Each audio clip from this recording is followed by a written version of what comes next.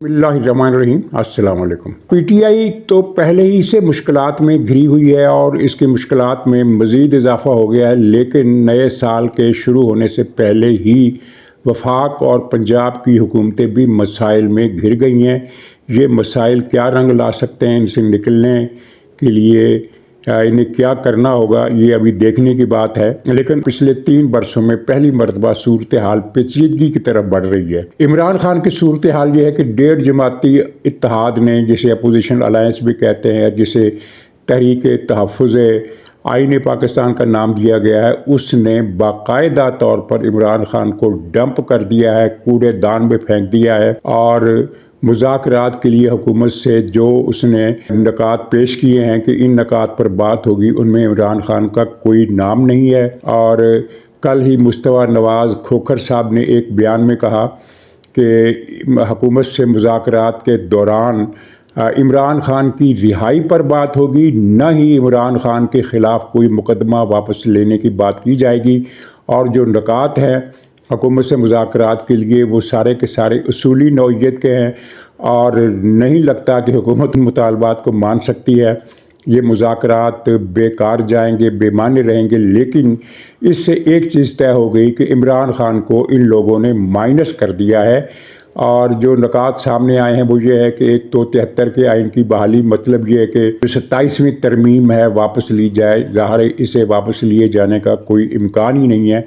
और दूसरा मुतालबा नए मिसाक़ी जमहूरियत का है और ये एक अजीब फजूल किस्म का मुतालबा है, क्योंकि मिसाक़ी जमहूरियत पहले से अपनी जामे शक्ल में हो चुका है। बेनज़ीर साहब और नवाज शरीफ साहब के दरमियान उसी को तोसी देनी चाहिए और उसी पर सबको इकट्ठे होकर आगे बढ़ने की बात करनी चाहिए। लेकिन ये अलग बात है कि इस वक्त मामलात इतने पेचीदा हैं कि फ़ौज की बालादस्ती से क्या कहना चाहिए कि अगर फ़ौज की बालादस्ती को हटा दिया जाए तो क्या इस पर मौजूदा हुक्मरान इत्तेहाद राज़ी होगा? ज़ाहिर है कि नहीं होगा।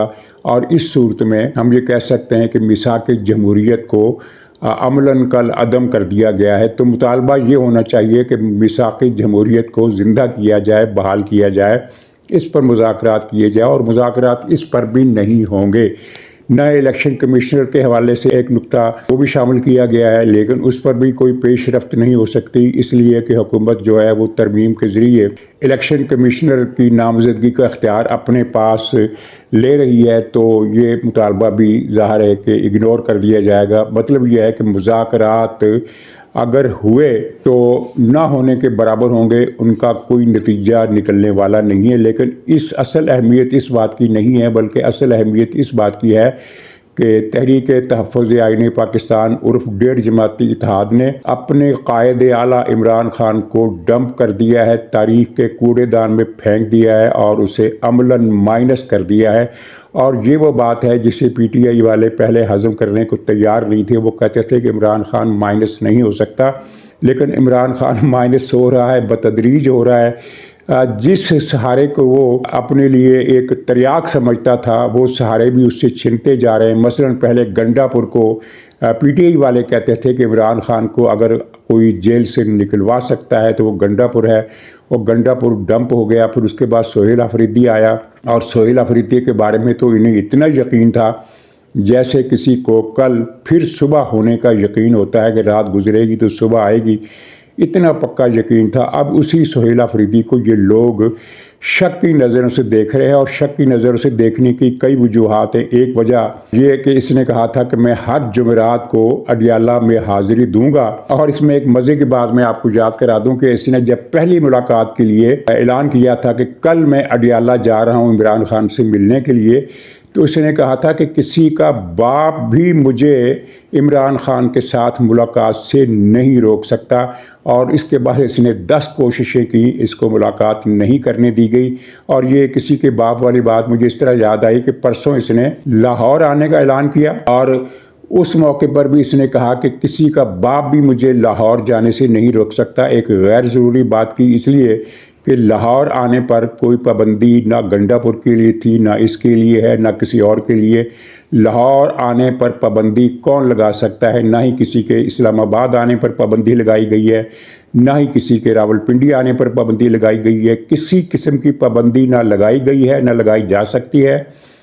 پابندی ہے تو ایک ہجوم لے کر ہلڑ بازی کرنے کے لیے جو جلوس آئے گا اس پر پابندی ہے، کسی شخصیت کے آنے پر پابندی نہیں۔ اس لیے یہ بڑک مارنے کی کیا ضرورت تھی؟ شاید وہ کل کو یہ رسید دینا چاہتا ہو کہ دیکھو میں نے کہا تھا کہ کسی کا باپ بھی مجھے نہیں روک سکتا، یہ اور میں لاہور آ گیا اور میں نے دکھا دیا کہ مجھے کسی کا باپ نہیں روک سکتا، حالانکہ اس کو روکنے کی بات کسی نے کی ہی نہیں ہے۔ لیکن ظاہر ہے اگر غنڈہ گردی کرے گا جو پی ٹی آئی والوں کی سرشت میں ہے تو پھر تو اس سے نمٹا جائے گا۔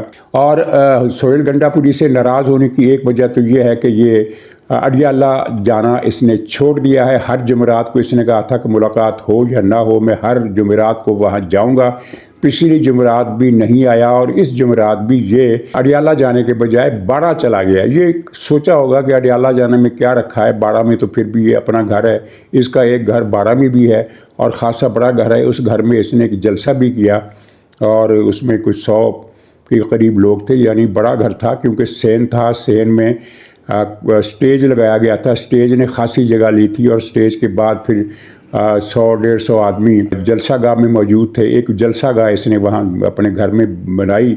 ہو سکتا ہے پی ٹی آئی آئندہ یہ اعلان کرے کہ وہ جلوس بھی اپنے گھروں ہی میں نکالے گی، کیونکہ میدانوں کو بھرنا تو اب قصہ ماضی بن چکا، پرانی بات ہو چکا، پی ٹی آئی کے بس کی بات نہیں رہی۔ ایک تو ناراضگی کی یہ وجہ ہے، دوسری ناراضگی کی وجہ یہ ہے کہ اس نے کہا تھا اور ایک بار نہیں کہا تھا کہ اب ہم اس کی اجازت نہیں دیں گے کہ پاکستانی فوج آپریشن کرے، بلکہ اس نے تو یہ بھی حکم دیا تھا ایک صوبائی اسمبلی کے قرارداد کے ذریعے، بلکہ قانون سازی کے ذریعے، کہ پاکستانی فوج پختونخوا سے نکل جائے۔ اور پھر اس نے اپنے ورکروں سے کہا تھا میں وعدہ کرتا ہوں آپریشن نہیں ہونے دوں گا۔ یہ اس نے جلسہ ہائے عام میں کئی مرتبہ یہ بات کی کہ میں آپ سے وعدہ کرتا ہوں کہ آپریشن نہیں ہونے دوں گا۔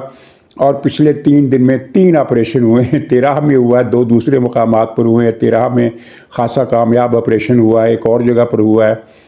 تو کل کی یہ خبر ہے کہ پی ٹی آئی کے لوگ بہت ناراض ہیں سہیل آفریدی سے کہ کیوں تم خاموش تماشائی بن کر بیٹھے ہوئے ہو، کچھ نہیں کرتے۔ کرنا کیا؟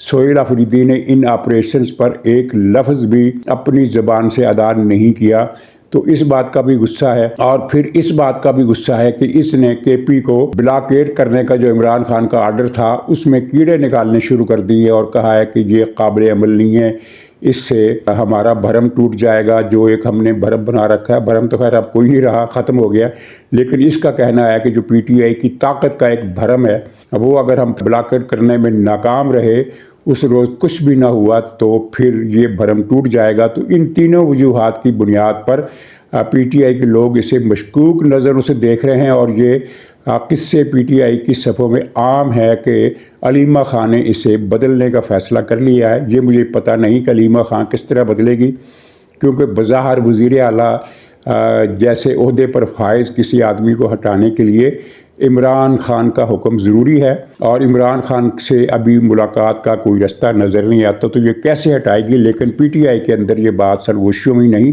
بلکہ بآواز بلند کہی جا رہی ہے کہ سہیل آفریدی کی جگہ نیا وزیر اعلیٰ آئے گا، اور بہت سارے لوگوں نے ان کے متبادل کے نام بھی دینا شروع کر دیے ہیں، اور اطلاعات یہ بھی ہیں کہ لابینگ شروع ہو گئی ہے کہ مجھے وزیر اعلیٰ بناؤ اور مجھے وزیر اعلیٰ بناؤ۔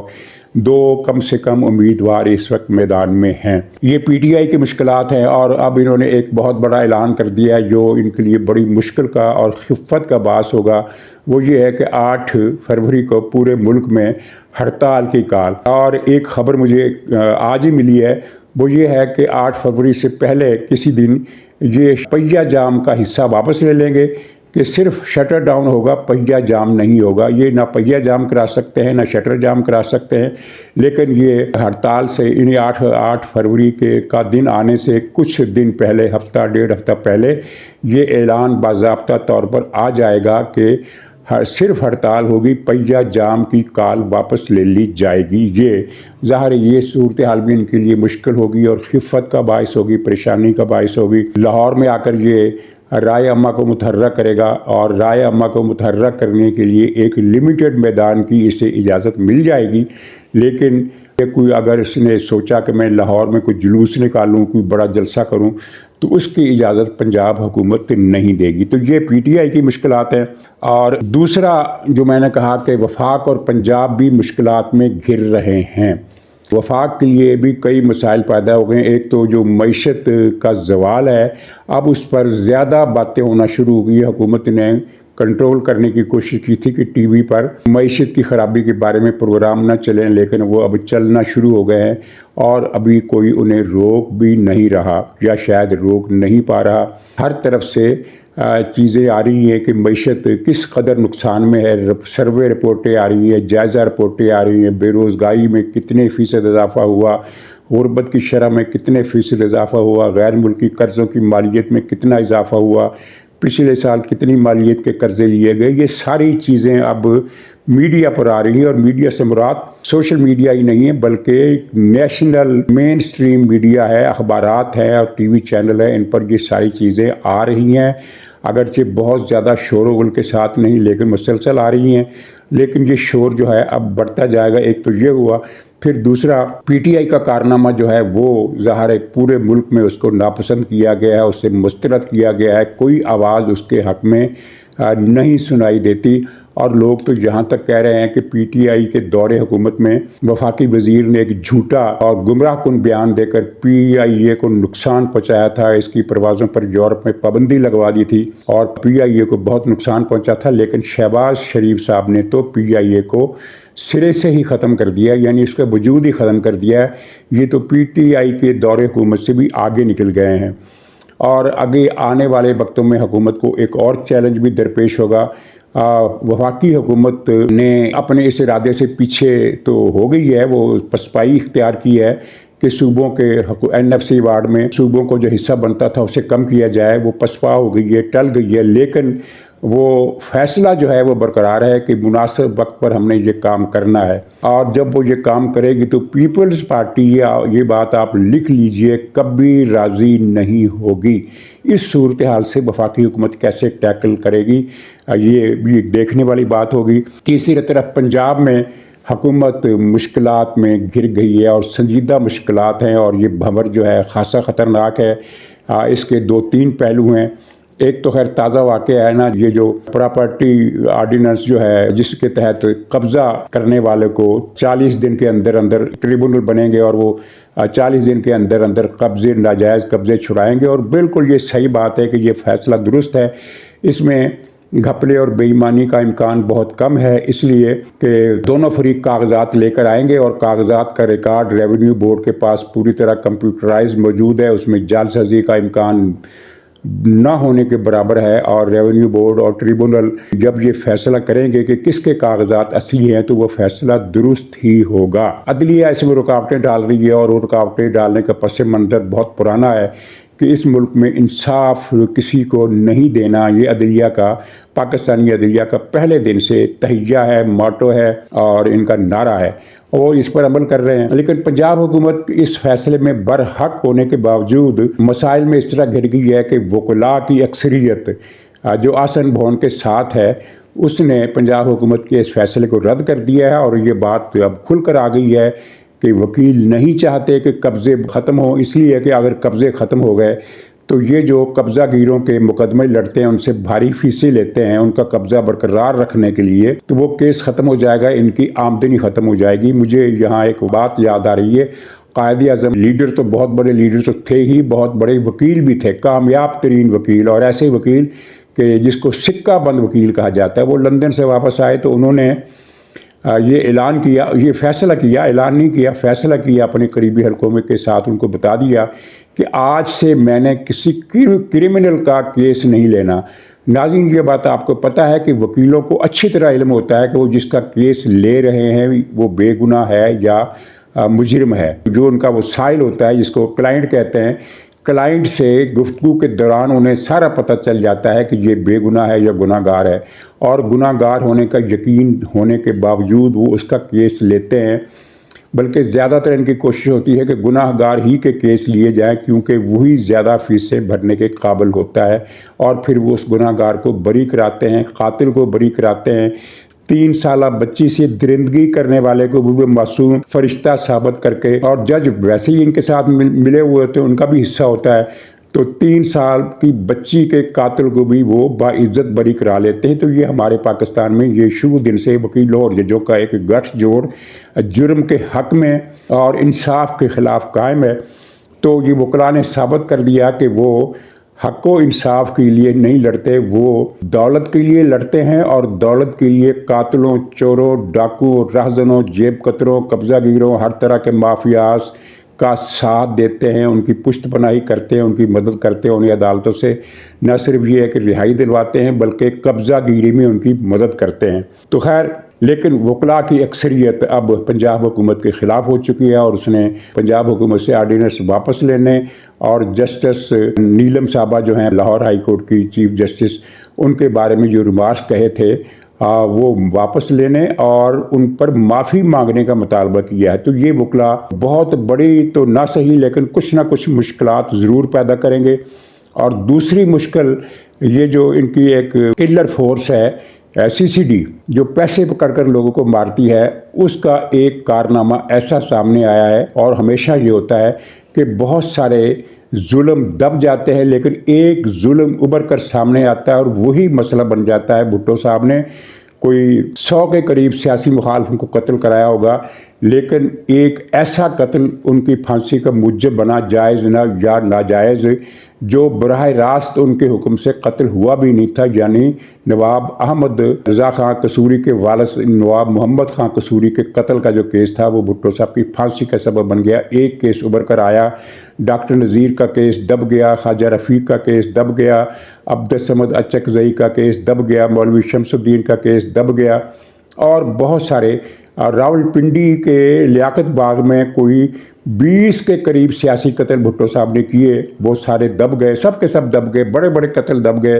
لیکن یہ نواب محمد احمد خان قصوری کا اور یہ جو معاملہ اب ابھر کر سامنے آیا ہے، یہ ایک قتل کا نہیں ہے، یہ 5 قتل کا ہے، اور ایک نہایت غریب گھرانہ، بہت ہی غریب گھرانہ جن کے پاس اپنا مکان تک نہیں ہے، اس کے 5 نوجوان پولیس نے قتل کر دیے، 3 سگے بھائی، اس ماں کے پاس کوئی بیٹا نہیں ہے، اور اس کا ایک داماد اور داماد کا بھائی، 5 کو قتل کیا، اور پھر ان کی جو FIR درج کرائی وہ الگ الگ مقامات پر، کہ یعنی وہ 5 آدمی دکھائے گئے کہ وہ 5 ناکوں پر مارے گئے، اور ہر ناکے کی FIR ایک ہی ہے کہ 3 ملزم آئے، انہوں نے پولیس پر چوکی پر فائرنگ کی، پولیس نے دفاع میں گولی چلائی، ایک ملزم مر گیا، 2 بھاگ گئے۔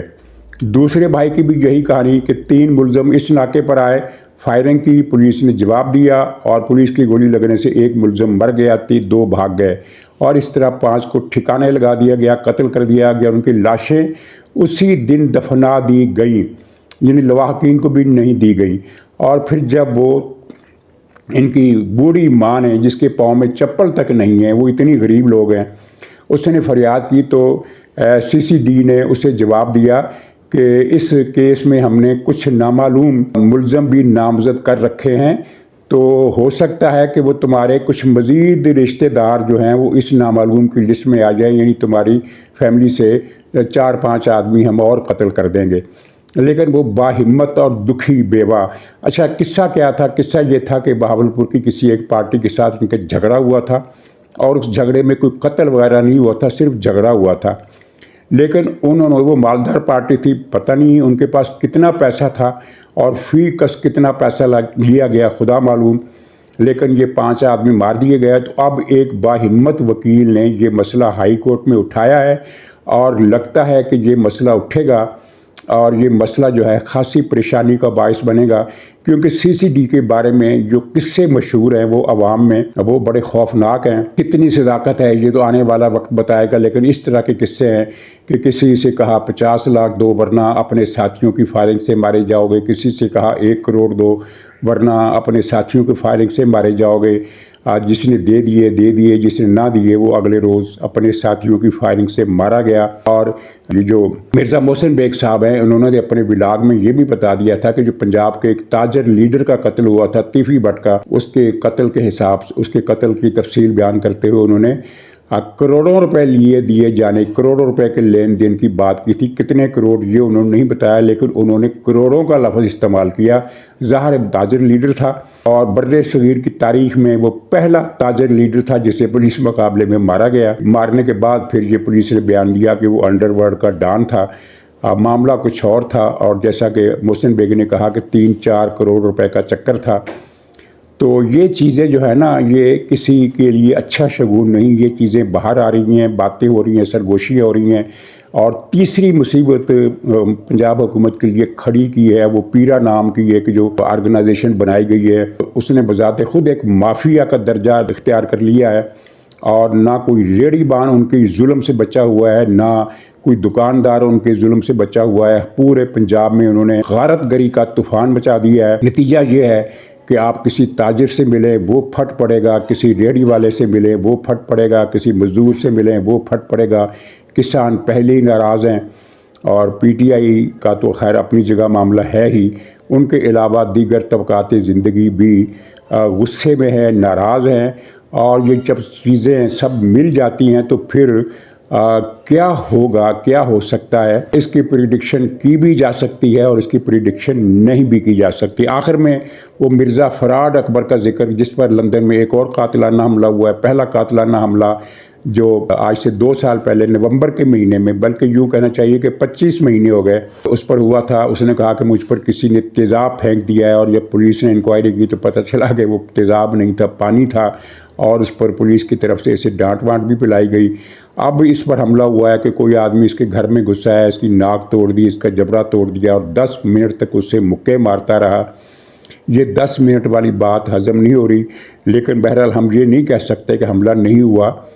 10 منٹ والی بات جھوٹ لگتی ہے، کیونکہ اس کے گھر والے موجود تھے۔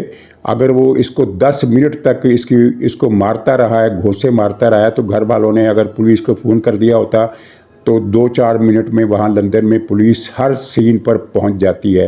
یعنی انہوں نے ڈپلائمنٹ پورے لندن میں اس طرح کی ہوئی ہے کہ کسی بھی جگہ سے فون آئے تو قریب ترین جگہ جہاں پر پولیس موجود ہوتی ہے وہ 3-4 منٹ سے زیادہ کا فاصلہ نہیں بنتا، اور وہ پہنچ جاتی ہے۔ تو یہ 10 منٹ تک کیسے مارتا رہا، یہ اس کی کوریج CCTV کی جو فوٹیج ہے وہ اگر آ گئی تو پتہ چلے گا کہ ملزم واقعی تھا، یا یہ بھی اس نے پہلے کی طرح ڈرامہ کیا۔ وہ تیزاب والا 100% ڈرامہ تھا، اور ڈرامہ ہونے کا امکان اس لیے ہے کہ یہ جو لندن میں وزیر داخلہ گئے تھے 2-3 افراد کی حوالگی کا مطالبہ کرنے کے لیے، اس میں اگرچہ برطانیہ کی حکومت نے مثبت جواب نہیں دیا، اور لیکن ابھی تک بات چیت چل رہی ہے، یعنی بات چیت ختم بھی نہیں ہوئی۔ یعنی جب تک یہ بات چیت ختم نہیں ہو جاتی، ان لوگوں کی حوالگی کا خطرہ موجود رہے گا، چاہے کم یا زیادہ۔ تو ہو سکتا ہے کہ اس نے یہ ڈرامہ تو ہے ہی، فراڈ بھی ہے، بے ایمان بھی ہے، کرپٹ بھی ہے، ہر طرح کی شیطانی اور بدماشی کا یہ ایک مرکب ہے۔